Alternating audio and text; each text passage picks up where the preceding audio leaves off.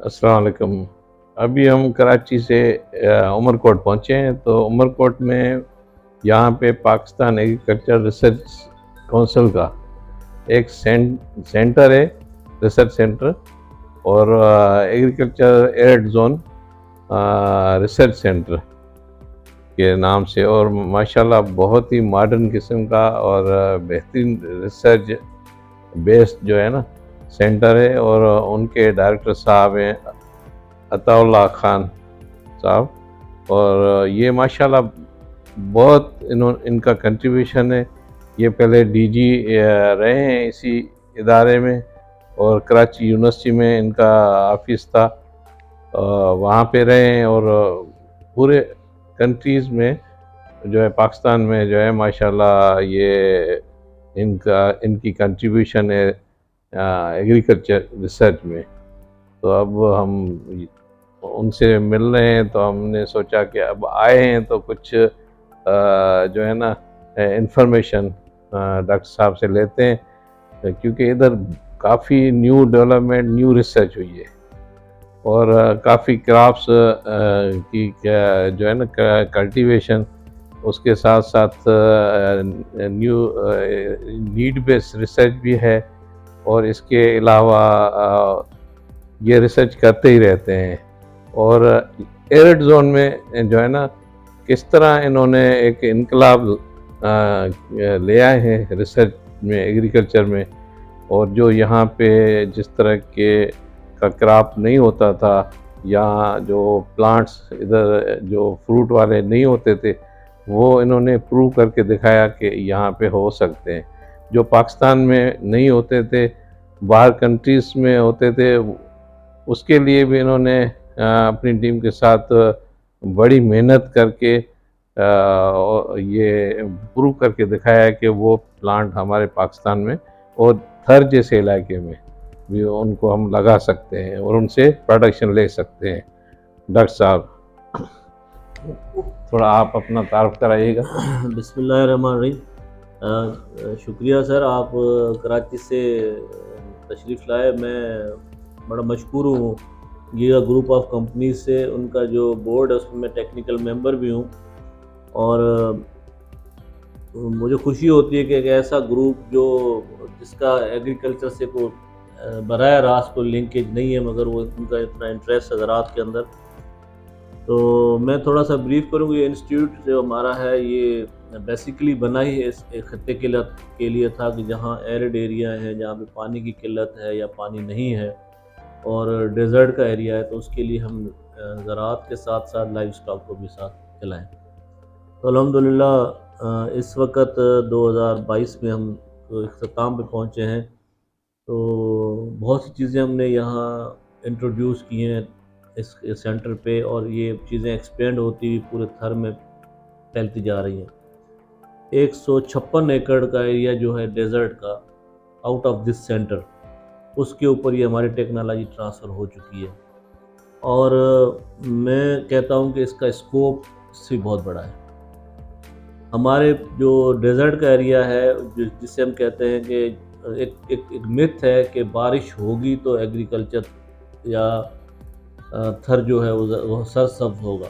अब वो मिथ को हमने किस लिहाज से चेंज कर दिया कि ऐसे नहीं है। आप अंडरग्राउंड पानी जो हमारा है, जिसे हम कहते हैं कि जिसका TDS 3000 से नीचे है, और वो भी एक सर्वे हुआ है FAO का भी, हमारा भी। हम कहते हैं कि 30% पानी वो हमसे बेहतर है, बिलो 3000 है। FAO कहती है कि 35% पानी अवेलेबल है। तो हम कहते हैं अगर 2 लाख हेक्टेयर का 30% नहीं 20% अगर आप ग्रो कर जाए, तो ये 40 लाख एकड़ बनते हैं।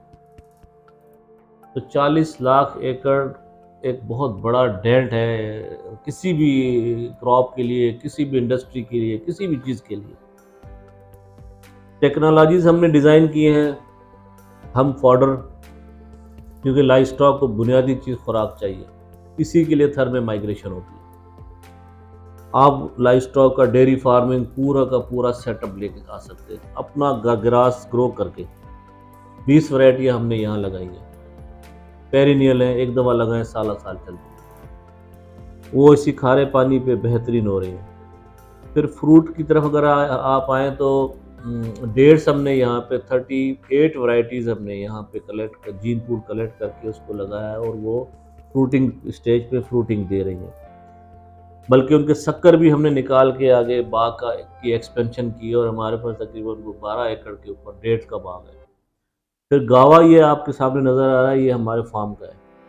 इसकी 14 वैरायटियाँ हैं। 15वीं में कल लेके आया हूँ, 15वीं वैरायटी, और वो इन सब से इस वक्त जो हमारे पास 14 उनसे बेस्ट है। क्योंकि मैंने उसका फ्रूट टेस्ट किया, वो इससे अच्छी है। बेर हमारे पास 4 वैरायटियाँ हैं, 3 वैरायटियाँ मैं बेर की और लेके आया हूँ कल। मतलब हमारे पास 7 स्पीशीज़ ब्रीड जो है वो हमारे पास बेर की हैं। इस तरीके से लेमन हमारे पास सक्सेसफुली देसी लेमन ग्रो कर रहा है।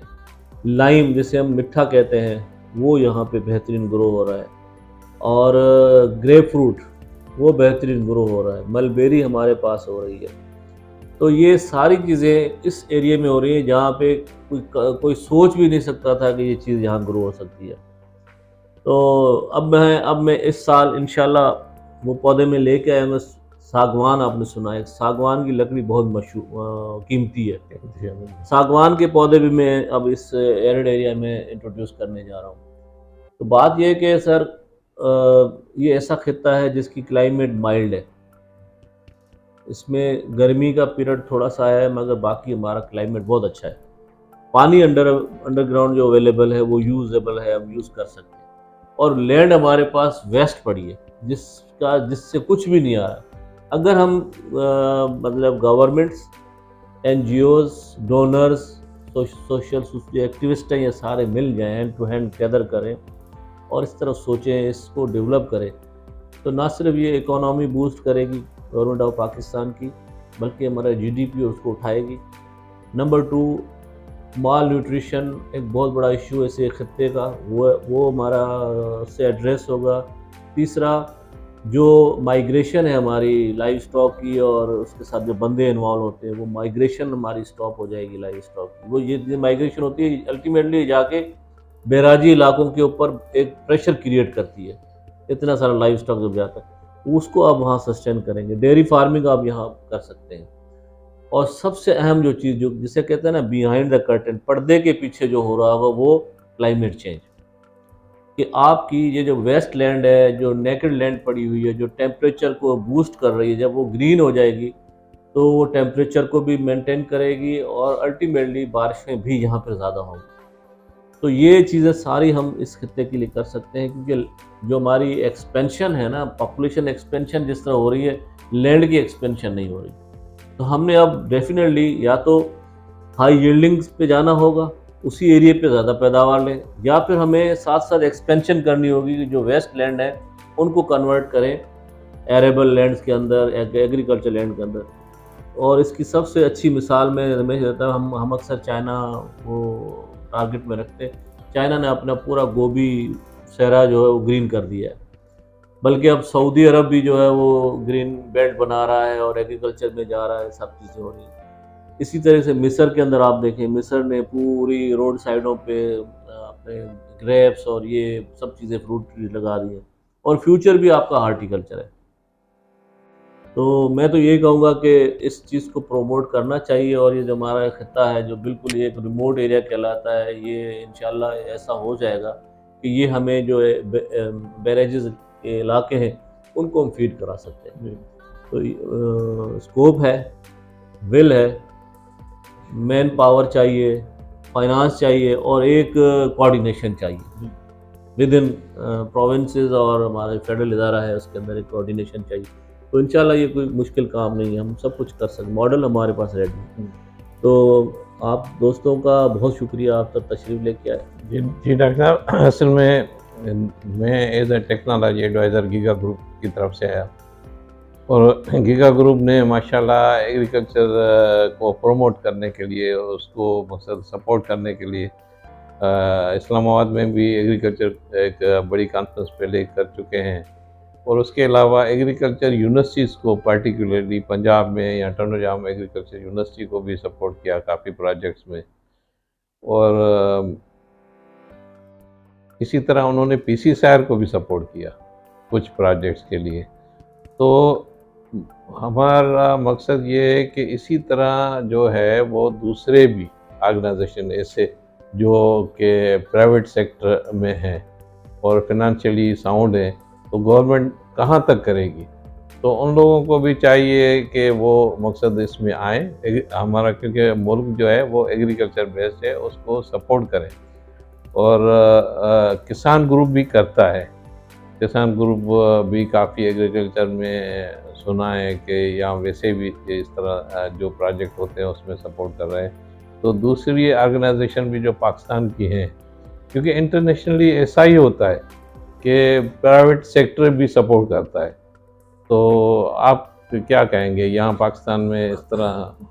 सर, आपने बहुत अच्छा नुक्ता उठाया है। ये इस वक्त का ना बर्निंग इशू है। हमारे चेयरमैन जो सिटिंग चेयरमैन है डॉक्टर गुलाम मोहम्मद अली, उनका अपना भी पॉइंट ऑफ व्यू यही है कि जितनी ये एग्रीकल्चर की इंटरप्राइजेज हैं या जितनी डेवलपमेंट्स हो रही है, ये सिर्फ R&D ऑर्गेनाइजेशन नहीं कर सकती। इसके अंदर पीपीपी मोड, जिसे कहते हैं पब्लिक प्राइवेट पार्टनरशिप, इस मोड के अंदर आके ही किया जा सकता है। तो स्कोप है, और डेफिनेटली अगर प्राइवेट ऑर्गेनाइजेशन या प्राइवेट फार्मर्स हमारे साथ मिल जाएं, R&D ऑर्गेनाइजेशन के साथ मिल जाएं, गवर्नमेंट प्रोविंशियल गवर्नमेंट मिल जाए, क्योंकि ये सब्जेक्ट आजकल ना बड़ा मशहूर है। 18वीं तरमीम के बाद वो प्रोविंशियल सेटअप पे चला गया, और यकीनन जितनी लैंड पड़ी हुई सारी प्रोविंशियल कंट्रोल में आती है। तो एक क्या कहते हैं, क्लस्टर बन सकता है, एक ऐसा क्लस्टर जिसके अंदर हम सारे स्टेक होल्डर मिल के एक प्लान बनाएं, वर्क प्लान बनाएं, और उसके बाद हर प्लेयर अपना अपना रोल प्ले करे विथ डिवोशन। तो ये चीज़ें बैद नहीं है कि सब कुछ हो सकता है, और इसी तरीके से ही होगा। R&D वाले R&D करेंगे, इन्वेस्टर इन्वेस्टमेंट करेंगे, और जो प्राइवेट जो ऑर्गेनाइजेशंस हैं, जो बिजनेस एंटिटी होल्ड करते हैं, वो उसको फिर पैकिंग पैकेजेस, उसकी इंपोर्ट एक्सपोर्ट या जो भी मार्केट की खपत है वो उसको पूरा करेंगे। तो इसी तरह मिलकर ये काम किया जा सकता है। जैसे डॉक्टर साहब अभी एज डिज़ास्टर समझेंगे, जो बारिशें हुई, सैलाब हुआ, तो उसमें जो है वो गवर्नमेंट तो कर रही है, लेकिन अगर प्राइवेट सेक्टर फार्मर्स को सपोर्ट करे, और तो क्या समझते हैं, कर सकता है प्राइवेट सेक्टर, या ज़रूरत है उनको फार्मर्स को? वरना ज़मीनें तो काफ़ी तबाह भी हो गई हैं इसमें। सर बिल्कुल ये एक अच्छा नुक्ता है। इसमें प्राइवेट जो ऑर्गेनाइजेशन हैं वो मिल जाएं, वो फार्मर्स को भी टेकअप कर लें। जैसे कि मैं आपको बताऊं कि यहाँ पे कुछ कंपनीज हैं, मसाले वाली शान है, जायका है और मेहरान है, वो डायरेक्ट फार्मर के साथ फार्मिंग कर रहे हैं। मतलब कुछ इन्वेस्ट भी करते हैं, टेक्निकल सपोर्ट भी देते हैं, और जब उनकी कोई प्रोडक्ट आती है, जैसे चिलीज उतरती है, तो वो उसकी पहले क्वालिटी टेस्ट करते हैं, एफ्लाटॉक्सिन के वो स्टैंडर्ड के ऊपर प्रोडक्ट है, तो फिर उसको वो बाई बैक करते हैं और विद इंसेंटिव, अगर मार्केट में उसका रेट जो भी चल रहा है उससे 2000 प्लस उसको पर मंथ पे करते हैं। तो उससे फार्मर जो है वो उससे ज़्यादा खुश होता है कि मैं जो मार्केट में चीज़ दूंगा 10,000 की, मुझे 12,000 प्रीमियम के साथ मिलेगी। तो फार्मर की उनके साथ एक कोऑर्डिनेशन बन गई है, और वो पिछले 5 सालों से ये सिलसिला चल रहा है। तो ये एक, इसको कहते हैं कारपोरेट फार्मिंग, ये भी की जा सकती है, इसमें भी कोई बात नहीं है, और बड़ा आसान तरीका है कि सारे TORs पहले तय होते हैं कि भाई हम ये करेंगे, और ये इस जो मार्केट रेट पे आपको बाई कर रहा है जो बिजनेसमैन या जो मिडिल मैन, हम उससे आपको इंसेंटिव देंगे। वो इंसेंटिव तय कर दिया जाता है कि इतने % इंसेंटिव होगा। तो फार्मर तो खुश होता है कि मुझे अच्छे पैसे मिल रहे हैं, और मिडिल मैन बीच में निकल जाता है, जो मिडिल मैन की खपत होती है वो निकल जाती है। फिर बहुत से और भी मार्केट में इश्यूज होते हैं, वज़न में मारते हैं, पैसों में मारते हैं, सामान उतारने के पैसे, चढ़ाने के पैसे, वो सारे सेव हो जाते हैं।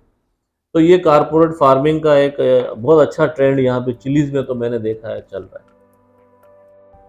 तो इसी तरह बाकी कमोडिटीज़ हैं उसके अंदर भी किया जा सकता है, कॉटन में भी, शुगर कैन में भी। अच्छा, इस तरह में रफान एक कंपनी आपने फैसलाबाद में बेस करती है और उसने मेज़ के ऊपर बड़ा काम किया है। मेज़ का सीड भी देते हैं और बाई बैग का भी उनका रेट फिक्स होता है कि इस रेट पे हम आपको आपसे ये मेज़ बाई बैग करेंगे। और वो सीड भी हाई क्वालिटी ले आते हैं, हाइब्रिड। और उसके बाद जब क्रॉप आपकी हार्वेस्ट होती है तो सारा का सारा वो माल उठा भी लेते हैं। तो इस तरह का ये मॉडल हमारे पास राइज है, ये हो सकता है। डॉक्टर साहब बड़ी मेहरबानी। सर अभी जो है ना डॉक्टर साहब से बड़ी ज़बरदस्त इंफॉर्मेटिव बातें हुई।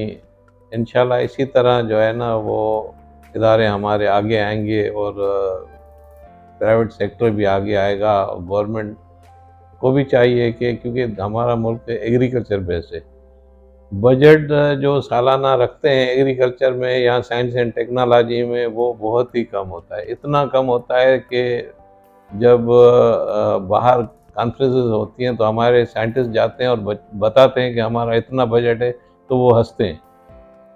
वो कहते हैं कि ये तो बजट जो है ना ये पूरे मुल्क के लिए, जो आपके साइंस एंड टेक्नोलॉजी के लिए या एग्रीकल्चर के लिए रखा है आपकी गवर्नमेंट ने, ये तो हमारे एक इदारे का होता है। तो गवर्नमेंट को भी इस पर थोड़ा तवज्जो देना चाहिए, एजुकेशन में, हेल्थ में और साइंस एंड टेक्नोलॉजी में, एग्रीकल्चर में बजट को बढ़ाएं, बजाय इसके कि बजट दूसरी तरफ वो ले जाते हैं, पता ही नहीं चलता कि कहाँ पैसे चले गए। मेहरबानी।